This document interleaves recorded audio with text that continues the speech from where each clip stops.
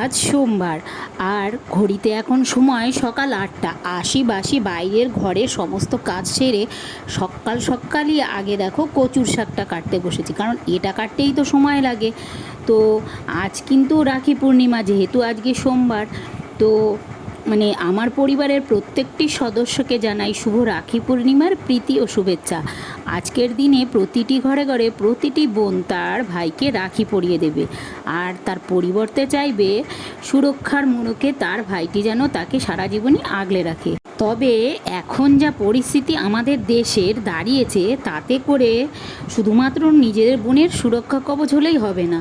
শুধুমাত্র আমাদের দেশের কেন, সারা পৃথিবীরই আর কি, দেশের বলো আর রাজ্যের বলো, তো পৃথিবীর সকল বনের রক্ষা কবচ যেন হয়ে উঠতে পারে, সেই অঙ্গীকারবদ্ধই ভাইকে হতে হবে। তাহলেই আর কোনো মেয়েই অভয়া, নির্ভয়া অথবা তিলোত্তমা হয়ে উঠতে পারবে না। শুধুমাত্র তার পোশাকের নিরিখে কিংবা সে যে রাত করে বাড়ি বেরিয়েছিল বলেই তার প্রতি তার চরিত্রের বিশ্লেষণ হবে না, এরকম দিনটাই যাতে না আসে, সে ব্যাপারগুলো নিয়ে কেনই বা আমাদের এই মোমবাতি মিছিল কিংবা এই মুখ লোকাতে হবে। এই দায়িত্বটা কিন্তু প্রত্যেকটা ভাইকেই নিতে হবে, তাহলেই আর ওই দিনটা দেখতে হবে না।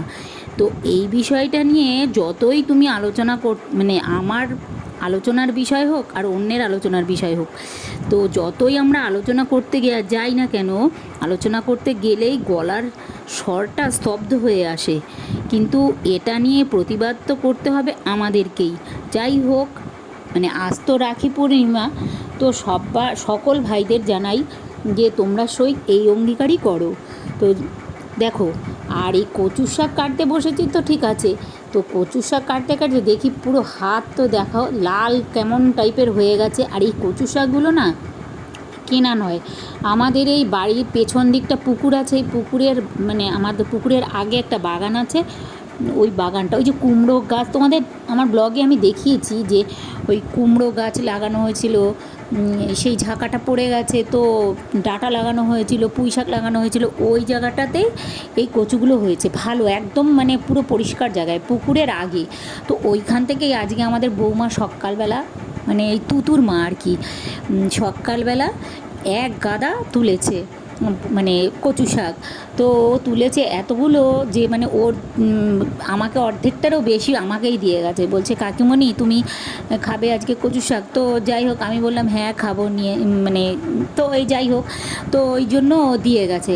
আবার চাল কুমড়োও দিয়ে গেছে কতটা, ওদের গাছে এত ওই পেছনটাতে, ওদের বলতে সবারই এটা, তো ওই গাছে এত চাল কুমড়ো হয়েছে, সেই এত ওপরে পাড়ার কেউ নেই জানো না। আর পেকে পেকে কেমন হয়ে গেছে, ওগুলো খাওয়াও যাবে না, কিছু চাল কুমড়ো তো একদম নষ্ট হয়ে গেছে। তো যাই হোক, ওই পেরে নিয়ে আসা হলো। তো ওই দেখো কচুর শাক কেটে আমি একটু রেডি হয়ে নিয়েছি বাজারে যাব বলে, কিছু দরকার আছে বাজারে, জানোই তোমরা, ওই যে মুদি বাজার। তো ওই দেখো আমি বাজার থেকে চলেও এসেছি, এই দেখো তোমাদেরকে আমি দেখিয়েও দিচ্ছি কী কী এনেছি আমি বাজার থেকে। মুদি বাজার তো এনেছি, তাছাড়াও দেখো আরও আরেকটা জিনিস এনেছি, সেটা তোমরা হয়তো পরে দেখতেই পাবে।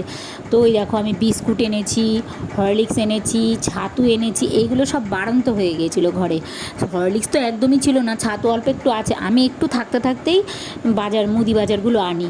তো আর একটা দুটো ডিম থাকতে থাকতেই আনি, কখনো কখনো যদিও ডিমটা আর এই হরলিক্সটা এই দুটো না পুরোটাই ফুরিয়ে যায়, তো তারপরে আনা হয়। তো যাই হোক, আর এইদিকে মুসুরি ডালটাও আমি ঢেলে নেবো আজকে, কারণ মুসুরি ডালও এনেছি। তো রান্নাটা সেরে নেব, আর দেখো রান্না সেরে নেব কি, এগুলো গোছাতে গোছাতেই কি জোরে বৃষ্টিটা এসেছে, সে ধারণার বাইরে।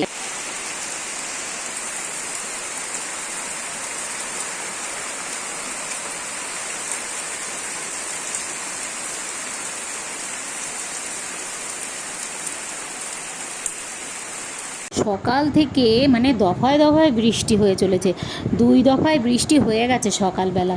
তো এখন আবার দেখো রোদ রোদ উঠেছে, যার জন্য যে বাইরে গামছা আবার ছাদে সব কিছু মেলে দিয়ে এসেছি, ভালো রোদ উঠেছে এখন।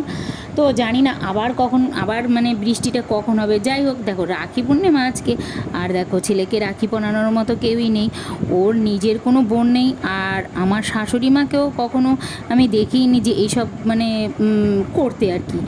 আর দেখো ওর কাজিন বোন যারা আছে তাদের তো কোনো মন মর্জি, একজনই আছে কাজিন বোন, তার তো বিয়ে হয়েই গেছে। এত বছরেও গুনে গুনে মনে হয় ও হচ্ছে বিয়ে যখন হয়নি তখনও গুনে গুনে এক দুবারই রাখি পরিয়েছে। মানে চেঁচে এইগুলো কখনোই হয় না, নিজে থেকে যদি না পড়ায় রাখিটা তাহলে কি আর হয়। আর দেখো রান্নাঘরে ঢুকেছি তো রান্না তো করছি, আর এই দিকে দেখো যে কচুর শাক আমি ধুয়েছি না, যেই হাতে জল লাগিয়েছি চুলকে চুলকে আমি শেষ। তো হাত ভালো করে লেবু দিয়ে ঘষেছি, তাও তো এই লাল দাগগুলো যায়নি, যাই হোক তবুও ওই তারপরে এসে গ্যাস জ্বালিয়ে গ্যাসে হাত দেখো কীভাবে মানে তাপিয়ে নিচ্ছে হাতটাকে, মানে এইভাবে করে নিলে না সঙ্গে সঙ্গেই চুলকানোটা বন্ধ হয়ে যায়। ভালো করে হাত উনুনে মানে গ্যাস জ্বালিয়ে গ্যাসে এরম এরম করে হাত ওপরে দিয়ে তারপরে শুকিয়ে নিয়েছি, তারপরে কমেছে। জানো না শুধু হাত কেন, হাতের ওপর দিকটাও মানে এই কবজির দিকটাও এত চুলকাচ্ছিল যেখানে যেখানে আর কি হাত লেগেছে, তাও আমি নিজে হাত দিয়ে ভালো করে চটকিয়ে ইয়েগুলো ধুইনি, হাতা ঝাঁঝরি হাতা দিয়ে ভালো করে 2-3 বালতি জল দিয়ে ধুয়েছি, তবু একটু আধটু পড়ে গেছে না, ওইগুলো হাত দিয়ে দিয়ে তুলেছি, ওই জন্য ওই অবস্থা।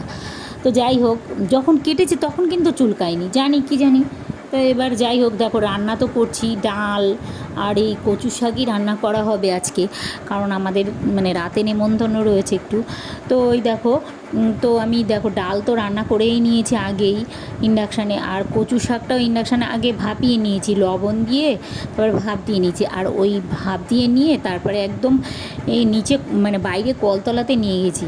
এই ঘরে কচুর দাগ যেখানে পড়বে সেখানেই মানে দাগ হয়ে যাবে, কচুর মানে রস হোক কচুর এই সিদ্ধ করে ফেলা হোক আর কি ভাপিয়ে, তো সেই দাগ যেখানে লাগবে সেখানে লাল লাল হয়ে যাবে, যখন হাতটার যা অবস্থা হয়েছে সেই এরকম হয়ে যাবে। তো ওই জন্য আমি দেখো বাইরেই একদম ইয়ে করে আসলাম। আর এই দিকে দেখো আমি ফোড়ন দিয়েছিলাম শুকনো লঙ্কা জিরে, তারপরে দিয়ে ফোড়ন দিয়েছিলাম কড়াটা গ্যাসে বসিয়ে তেল দিয়ে, আর দেখো এর মধ্যেই গ্যাসটা শেষ হয়ে গেছে। তো আজকে তো শেষ হয়ে গেল, এখন আবার গ্যাস রয়েছে সেই বারান্দাতে রয়েছে, আবার কি আনবে, পাশে ইন্ডাকশান ছিল, ইন্ডাকশানে আমি মানে কড়া থেকে আবার এই কড়াতে তেলটা দিয়ে নিলাম, কারণ ওই কড়া তো এই ইন্ডাকশানে বসবে না, আমার এই কড়াটাই শুধুমাত্র বসে, আর তো ফ্রাইং প্যান বসেই। তো যাই হোক ওই কড়া তাড়াতাড়ি করে বসিয়ে নিলাম, বসিয়ে নিয়ে তারপরেই দেখো এবারে শুকনো লঙ্কা আর জিরে তো ফোড়ন দিয়েছিলামই, আর এর মধ্যে পেঁয়াজ কুচো দিয়ে দিয়েছি অনেকগুলো, তারপরে দিয়েছি কাঁচা লঙ্কা কেটে বেশ অনেকগুলো, আবার তারপরে অবশেষে দিয়েছি রসুন কুচো, এক গাদা রসুন আস্ত ছাড়িয়ে নিয়েছি, তারপরে ওগুলো কাঁচি দিয়ে কেটে কেটে সব কুচো করে দিয়ে দিয়েছি। এটা থেতলে দিলে ভালো লাগবে না, কুচোই ভালো লাগবে। মানে আজকের ইয়েটা শেষে দিয়ে দিয়েছিলাম টমেটো, আর একটু নুন, আর একটু পরে মানে মাখা মাখা টাইপের হয়ে গেলে তারপরে হলুদ দিয়েছি। আর আজকের কচু শাকটা দেখো আমি মানে ওই দেখো কেমন হয়েছে, এরকম এরকম হওয়ার পরেই তারপরে কচু শাকটা দিতে হবে, তা না হলে হয় না। তো যাই হোক সবশেষে ওই দিয়ে দিয়েছিলাম আমি ওই কাঁচা ইয়ে কেটে ওই যে রসুন কুচো আর কি, আর সব আর তো টমেটো তো দিয়েছি। তো ওইগুলো বেশ অনেকক্ষণ ধরে নাড়িয়ে চাড়িয়ে নিয়ে শেষে আমি এই কচু শাকটা মানে জলটা ঝরিয়ে রেখেছি একদম চিপে চিপে নিয়েছি, তো সেইটাই দিয়ে দিলাম। আর এই ঝুড়িটায় শুধুমাত্র দেখবে আমি কচু শাকই মানে এর মধ্যে ইয়ে করি, কারণ ঝুড়িটার চারিদিকটা একটু ভেঙে ভেঙে গেছে, কিন্তু ঝুড়িটা একদম পরিষ্কার ছিল। কচু শাকই শুধু কাটলে কী হয় বলো তো, কচু শাকে প্রচণ্ড কচু শাক মোচা এগুলো আমি এই ঝুড়িটাতেই করি, কারণ একটু দাগ দাগ টাইপের হয়ে যায় যতই তুমি ভালো করে মাজো না কেন। তো যাই হোক ওই দেখো আজকে কচু শাকটা না আমি ওই পেঁয়াজ রসুন দিয়ে আর কি রান্না করছি, খেতে কিন্তু খুব ভালো হয়েছিল, মানে স্বাদও হয়েছিল। আর অন্যান্য সময় ইলিশ মাছের মাথা দিয়ে তো সবাই রান্না করেই, ওটা ছাড়াও তোমরা ছোলা দিয়েও আমি রান্না করি, তো সেইগুলোর থেকেও আজকে এই কচু শাকটা খেতে খুব ভালো হয়েছিল। মানে ও ছেলের বাবা তো গলা চুলকায় বলে কচু শাক খুব একটা খেতে চায় না, ছেলেও খেতে চায় না, কিন্তু আজকেই খেয়েছে। তো ওই কিছুই রান্না করিনি আজকে, এই দেখো কত কাঁচা লঙ্কা দিয়েছি দেখেছো তো কচু শাকে, তো আর শুকনো লঙ্কা ওই ফোড়নে যা দিয়েছি ওই পর্যন্ত। আর আমি ইন্ডাকশানের পাওয়ারটাও বাড়িয়ে দিলাম, জলটা তো মানে শুকোবে, যতক্ষণ জল না শুকোবে কচু শাক তো খাওয়া যাবে না। তাদের খাড়া দুটো শিং এই করো, এই তো পাপাকে ডাকো, পাপাকে। পাপা পাপা তুমি কি করছো? আর আমি খেলা করছি।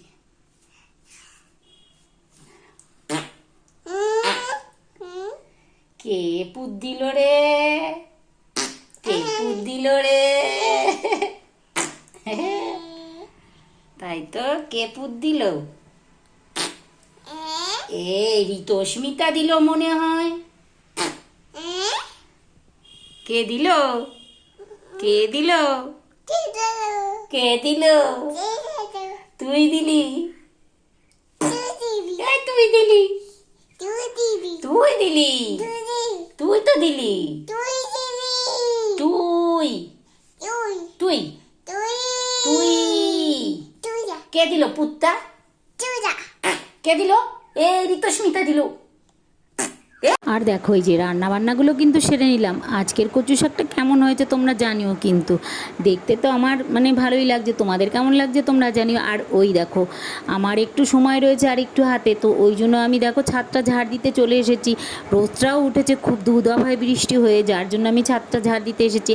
আর একটার সঙ্গে তো ছোটোটার সঙ্গে খেলা টেলা করে তারপরে এই যে ওইটাকে বাড়ি দিয়ে তারপরে আমি আসলাম ঝাড় দিতে। ওই দেখো আবার আর একটা এসে পড়েছে।